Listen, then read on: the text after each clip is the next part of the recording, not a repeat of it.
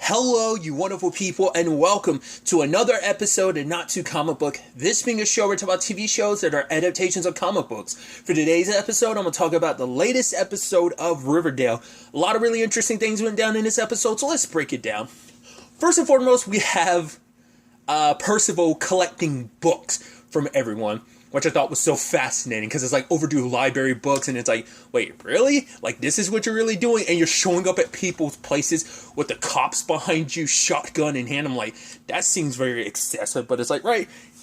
It's like the very dictatorship he's kind of, I guess, dictatorship slash totalitarianism that's kind of going on here, that you just kind of roll up in people's places. Like, oh yeah, I wonder, is that true, like, overdue books? Maybe it's one of those old school laws. Because like every state has like weird laws that like really weird laws, like, oh, you can't eat ice cream while you're riding a donkey or something like that. Something super like out there, but it's just like those things were never like removed from like a state's law. They were just there, just so buried no one really knows and no one really enforces them. Like, maybe it's something like that, or maybe not. Maybe it's a lot more like recent and more not recent, but was still like fairly enough recent in most states' history that it still would be something enforceable. I just thought that was interesting. And so he goes around and he's trying to get books from very specific people: Archie, Betty, Veronica, Jughead, Reggie, and Cheryl. He also tries to get one from Kevin as well. And so all these books are obviously books that are tied to very, like, fundamental elements of who these people are, each of these characters are, and it also, he takes collateral from each one of them, something that is also an important object to him, that he then uses that against them and starts using magic to warp them. And something I thought was really interesting from the very beginning is, like, Kevin was like, you really wouldn't, like, hurt them or something. It's like, so, like, whatever, like, enthrallment he had over Kevin at first seemed like it was wavering, or maybe at the very least it was never nearly as strong as it was with the others, because he knows how to poke a bear. Because we never saw it with Frank, but we definitely saw it with Alice, him kind of like tiptoeing in that direction, like when he first got to Alice, but maybe getting to them was a lot easier. But Kevin, I thought the whole situation with Kevin was really interesting, because it seemed like Kevin wasn't like, one of his mindless controlled warriors or something like that. It seems like Kevin might potentially have a little bit more, like, it seemed like it was wavering for whatever reason. And the book he wanted from Kevin was Lord of the Flies, and it turns out Moose had it. Now, this episode gave us a lot of really interesting insight to Kevin, because he's like, oh, like, rather than connecting with, like, I guess, like, I've never read Lord of the Flies. I think it's been adapted in movie. Yeah, it's been adapted into a movie before. I don't know if it's one of those things that's been adapted multiple times. I know they were going to try and do a remake of it years ago. I remember hearing about that. I don't know if that ever came about, but regardless.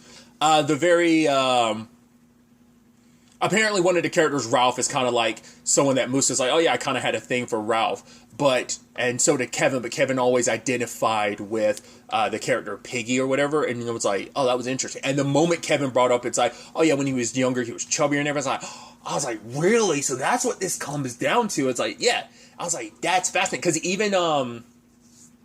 even Percival kind of points it out later, but it's like, yeah, it's deep-seated insecurity. I'm like, oh, so that's where this all stems, because like when we met Kevin's always been in pretty good shape for as long as we followed him throughout the series, and I was like, I don't remember that it ever come up. I mean, maybe it was like early days in Riverdale that they may have ever referenced that, but I didn't remember like that Kevin was like chubbier when he was younger, and like the psychological like because for some people it's just like you will always feel like, even if you change on the outside, you'll always feel like that on the inside. He's always going to remember himself as like, oh, that chubby kid, no one's like, he's like, oh, wore glasses and everything. I think it's because even, I'm sure Moose being like, oh, you're totally a Ralph now because you're super hot, I'm sure that doesn't help. It definitely didn't help, because it's like, yeah, it doesn't matter if I'm hot on the outside, I don't feel that way on the inside. I'm like, that's fascinating to know that that's what's been at Kevin for years now, because on some deeper level he just feels like he can never be loved by anyone. It's like, oh, I'm unlovable or something like that. Like,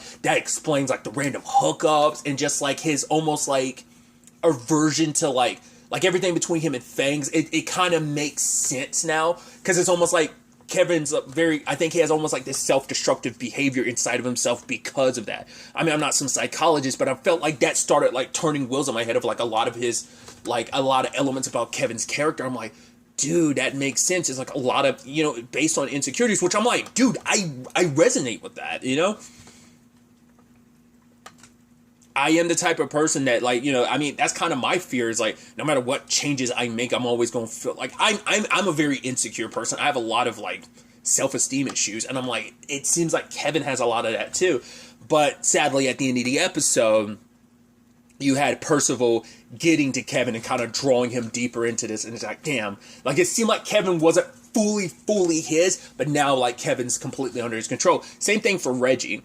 Because Reggie ended up having this blowout with Veronica. I thought after last episode they might have some clarity. Because, like I said, that was some very insightful moments that they had where, like, it's like, right, we're both stuck in this cycle. He's like, I'm replaying my mom and dad's marriage. You're kind of playing your father in this role, in the role of, in our relationship. And I thought it was some nice clarity, but, I think, Veronica was hurt by everything that he said, and maybe it was stuff she wasn't willing to really face or whatever, so it ends up in this back and forth. He calls her a black widow, and he even saying that you can't stand being alone, because, I mean, it's like, what happened? It's like, it's me, then you went back to Archie, and then Chad, and you went back to Archie, and then me. It's like, you can't be alone. It's like, the moment I leave, what are you going to do? You're going to call Geraldo, which she ended up doing.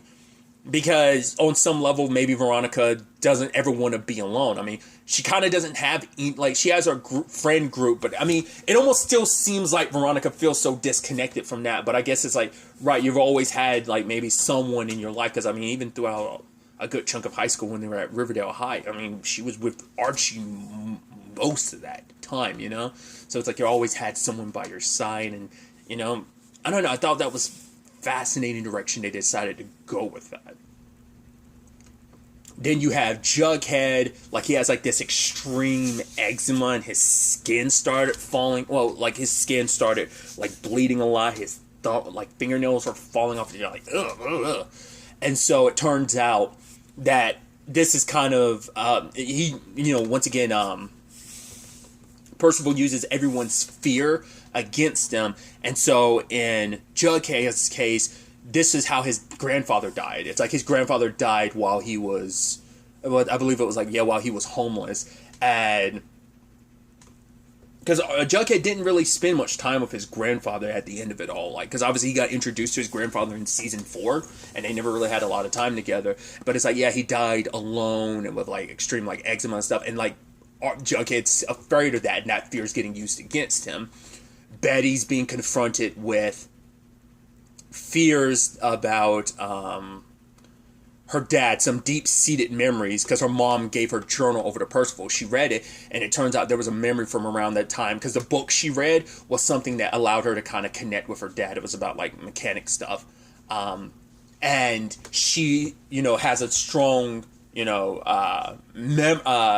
certain memories are tied to scents, and she smelled bleach, and it jogged her memory about a memory that was buried deep, where she called her dad when she was 12 years old, cleaning out the back of their family car with bleach. And it's like, right, no, we never actually found out when my dad started killing, but now it's a situation of, now in retrospect, she's like, I feel like that was an instance of that. And even the whole ordeal actually gave her some insight into TBK, because the person that was like Betty that escaped, wasn't named Kathy, had said that TBK kept the light on, and that registered something with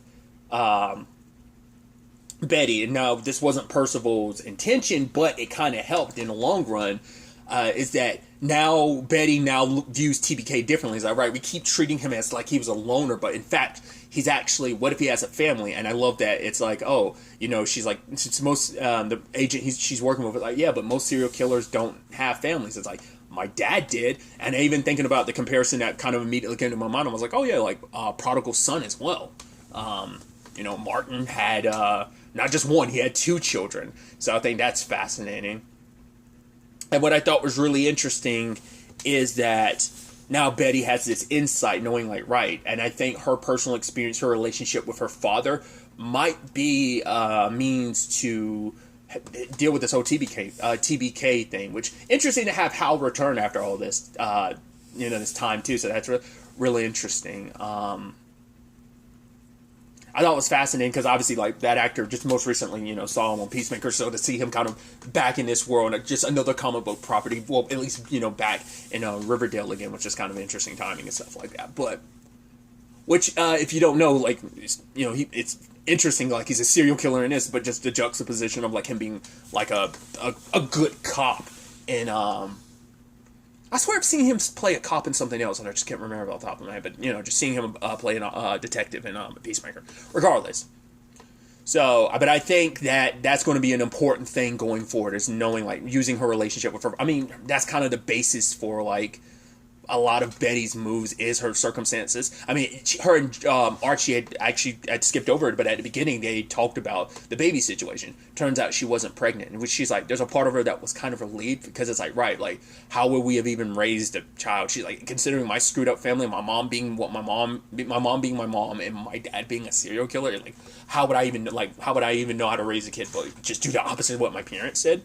Because at least Archie has a good enough foundation of, like, he had a good dad, he has a good mom.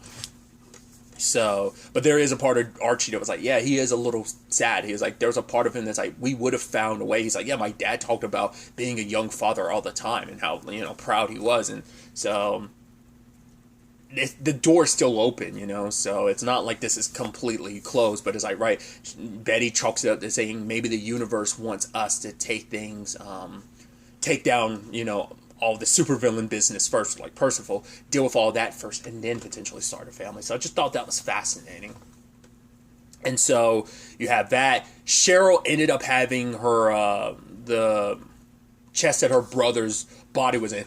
I guess in the long run, it's good that it wasn't the Julian doll that Abigail's in. But apparently Percival also knows about Heather. Once again, he had talked about this with Kevin. Where it's like, basically, he's like, I am the representation of all the dark secrets that everyone has.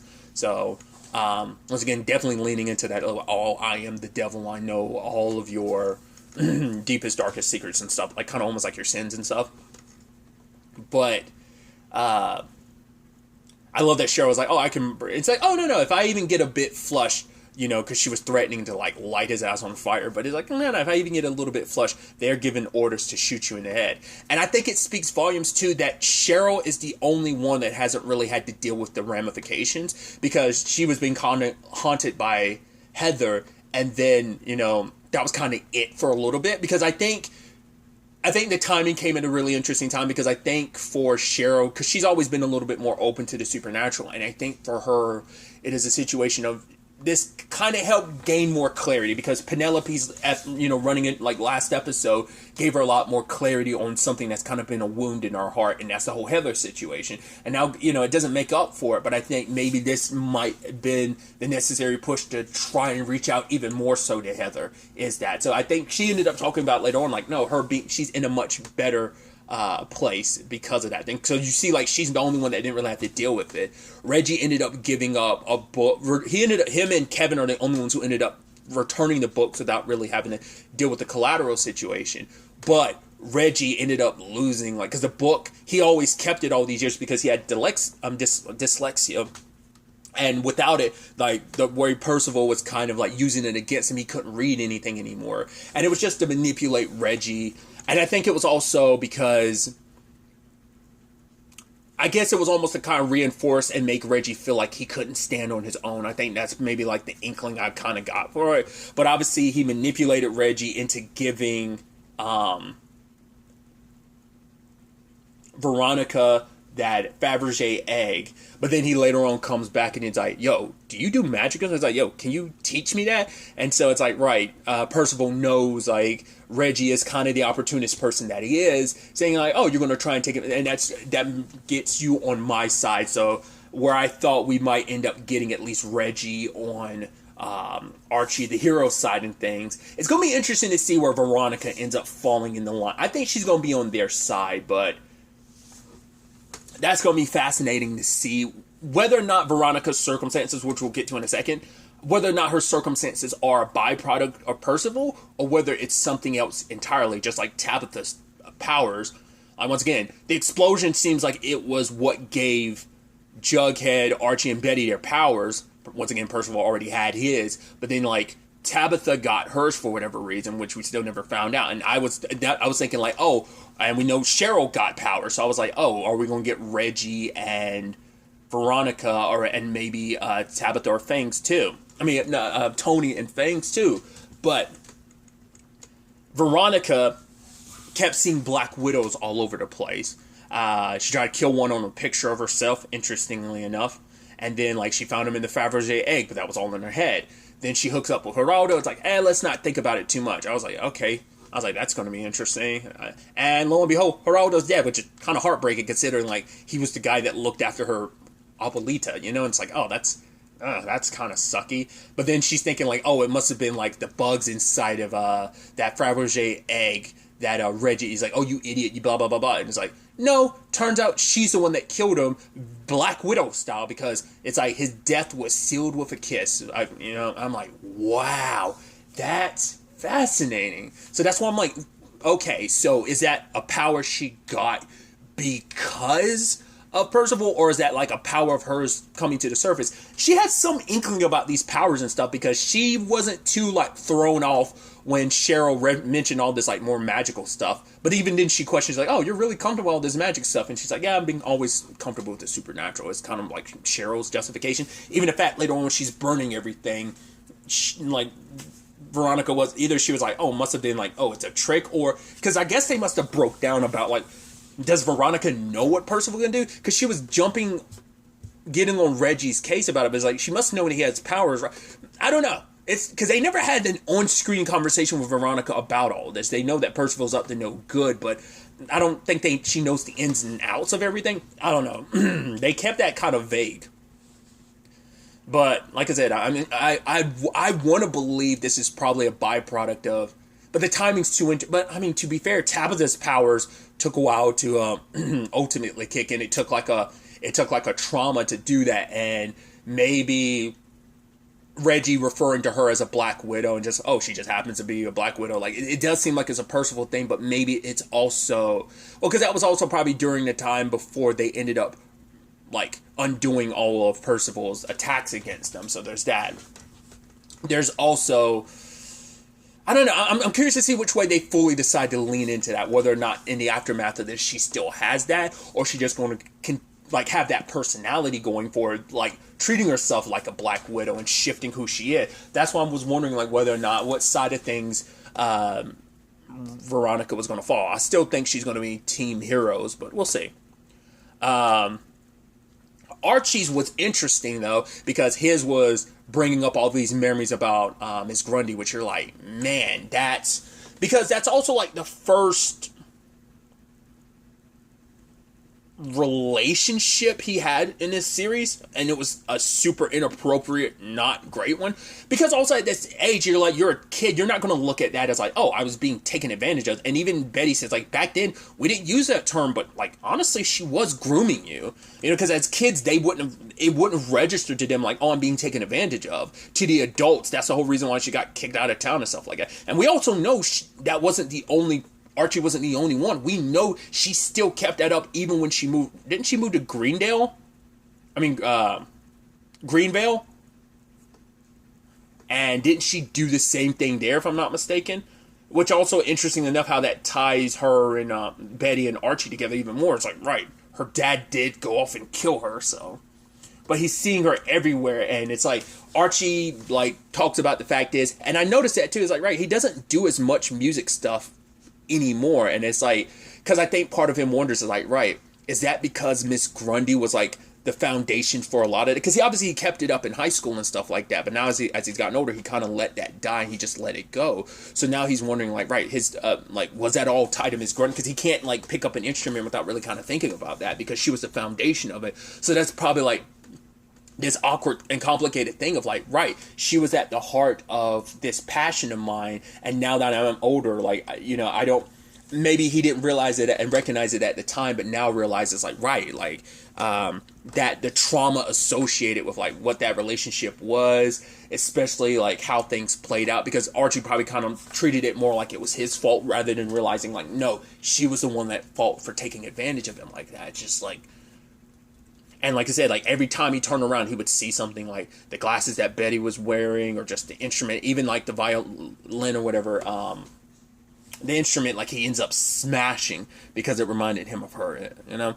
And even his students being like, oh, making fun of him because like, oh, you used to do music. He's like, yeah, put that away. And then they're like, oh, like, look at this teacher. Obviously, they're his student, like the ROTC students, so they don't realize like the trauma associated. Because, you know, that's such Riverdale history that was years ago, so they're not going to know like, oh, Miss Grundy, oh, she, you know, because even they probably still joke about like, oh man, good on you, like, Mr. Andrews, like, oh my god, you got with a hot babe or something like that, not knowing like, right, she, like, you know, she took advantage of a child, a teenager, you know, so it's like, because that is that, you know, when you're that age, you had that mentality, thinking like, oh my god, being with an older woman would be the coolest thing ever, but it's like, no, it's wrong and inappropriate, especially doubly so, because it's like, oh, you know, it's already bad enough you're a grown woman doing that, but it's also you're a grown woman who's also his teacher, so there's a double layer of like taking advantage and betrayal in that. But I just thought that was an interesting thing because you would never know that, you know, but it makes sense why that would be there, like, and just knowing that that's tied to kind of why Archie doesn't do like music anymore, because I think maybe on some level on some subconscious level he kind of might always associate music with her. So Cheryl says that basically, luckily Jughead was able to track down the books, which is, I'm wondering what that's going to end up being, because it seemed like, I mean, it was just, obviously it's like a MacGuffin in the story, but like he was able to find the books at the specific store. I'm like, that seems pretty significant. You were able to find these books there, because he ended up talking to a guy named Hank, which I'm like, so I guess Hank's the only one that lives on Sketch Alley, and I'm like, I guess we're not going to worry about that. I'm going to keep an eye out for Hank, because I feel like he could end up being like a victim in the future or something. But apparently Percival told everybody to walk, which is interesting, like, because Percival has to be very specific with his wording, because Hank can't walk, so he couldn't follow the command, so Percival had no control over him. He basically told everyone to walk west until they made it to the sea. And along the way, Doc ended up selling the book or whatever that he had gotten from Jughead, and Jughead was able to get them all back, and everyone was able to get their collateral back. He's like, oh yeah, no, Percival's still like, oh, fair is fair. So it's like, it seems so interesting that he's all about like, oh, fair is fair, because once again, it's like there's an equilibrium. It's like alchemy, like from Fullmetal Alchemist, there needs to be some equivalent exchange, so he can't really stray too far away outside those boundaries of those lines. He's kind of, even though he's the tool that he is, he's the villain that he is, the manipulative douchebag that he is, he still has to adhere to those rules and fall into those lines. Granted, he knows how to skate those lines. He knows exactly what those lines are, and knows how to like weave in between them and use it to his advantage. So that's why he was so willing, oh yeah, I'll give you these items back after I've already surfaced this trauma, because even cleansing the items, it's already bubble stuck to the surface. I can't use it against you anymore, but it's already bubbled to the surface. Now the question is, like, how do they respond with this? Because Cheryl was like, right, if they didn't get the books and get their collateral back, they would basically have to face their demons. And I think Cheryl, amongst anyone, kind of faced hers, but everyone else ended up giving their collateral over to her, except for Jughead. He ended up getting his because it's like, right, his grandfather has no actual headstone, so he's like, if I, because his grandfather died, wasn't it like his grandfather died homeless and alone, and so like, right, he's buried somewhere, so like no one knows where he is, so it's like, I need to keep this because this is the only book my grandfather ever wrote, and that was also a fear of his, that his book would be the only book he ever wrote, and so he wants to hold on to it. He's like, cursed or not. We'll see if that comes back to haunt him later on, but everyone else's objects ended up getting burned. Veronica made sure that Percival, she's like, no, you can keep my father's portrait. You're like, we'll see if she'll come to regret that, if that kind of ends up being important to, you know, Veronica's story in some regard, especially when it comes to Percival. So it's definitely going to be interesting to see where all of this ends up taking us going forward into the next episode. But really, that's all I wanted to talk about. Till the next time we meet, be happy, be safe, live life to the fullest, and enjoy it. Good day, and goodbye.